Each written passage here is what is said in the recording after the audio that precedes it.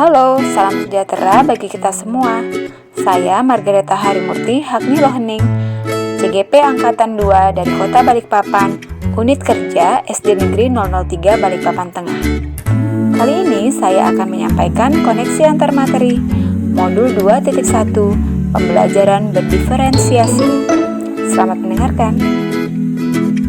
Pemaparan saya kali ini diawali dengan pertanyaan, apa yang dimaksud dengan pembelajaran diferensiasi dan bagaimana hal ini dapat dilakukan. Pembelajaran berdiferensiasi adalah pembelajaran yang memberikan dukungan dan kesempatan sebaik-baiknya untuk murid tumbuh dan berkembang secara optimal melalui serangkaian pertimbangan yang masuk akal yang berorientasi pada murid. Adapun karakteristik dari pembelajaran berdiferensiasi adalah adanya pemetaan kebutuhan belajar murid. Pemetaan tersebut mengacu pada 3 aspek. Yang pertama, kesiapan belajar murid, 2, minat belajar murid, dan ketiga, proses belajar murid.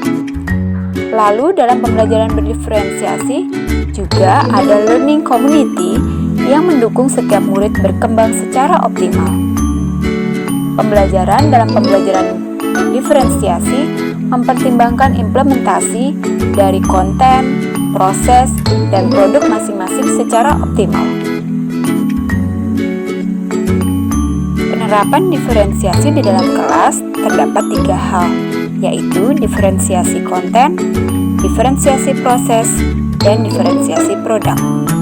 Untuk diferensiasi konten, itu mencakup pengetahuan dan keterampilan. Sedangkan diferensiasi proses yaitu mencakup strategi dan dorongan atau bantuan. Yang ketiga, diferensiasi produk mencakup kebebasan dan tuntunan.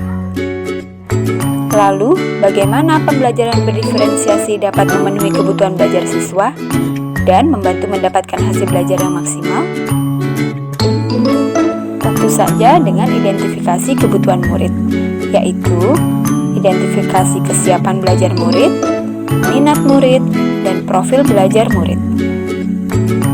Identifikasi kesiapan belajar murid dapat kita ukur dengan melihat kemampuan masing-masing murid dalam berpikir, apakah masih bersifat mendasar atau sudah bersifat transformatif, konkret atau abstrak, berpikir sederhana atau sudah kompleks, terstruktur atau terbuka, tergantung atau sudah mandiri, lambat atau cepat cara berpikirnya.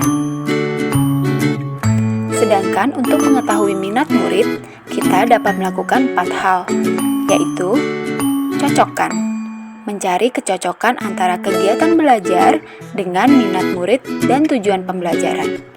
Yang kedua, koneksikan, yaitu mendesain pembelajaran yang terkoneksi antara satu materi dengan materi lainnya.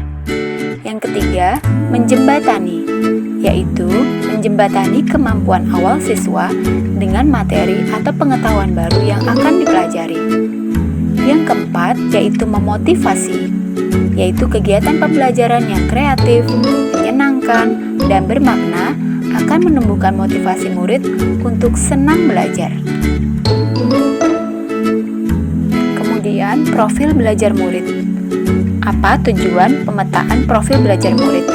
Yaitu untuk memberikan kesempatan kepada murid untuk belajar secara natural dan efisien. Kita harus memperhatikan gaya belajar murid, gaya berpikir dan kecerdasannya, bahasa, budaya, kesehatan, keadaan keluarga, jenis kelamin, dan kekhususan lainnya. Lalu, bagaimana keterkaitan pembelajaran berdiferensiasi dengan modul lainnya dalam pendidikan guru penggerak? Menurut saya, pembelajaran berdiferensiasi adalah aksi nyata dari modul-modul yang sudah pernah dipelajari dalam pendidikan guru penggerak. Menurut filosofi Ki Hajar Dewantara tentang pendidikan, pendidikan dimaksudkan untuk menuntun segala kekuatan kodrat yang ada pada anak-anak agar mereka dapat mencapai keselamatan dan kebahagiaan yang setinggi-tingginya, baik sebagai manusia maupun anggota masyarakat.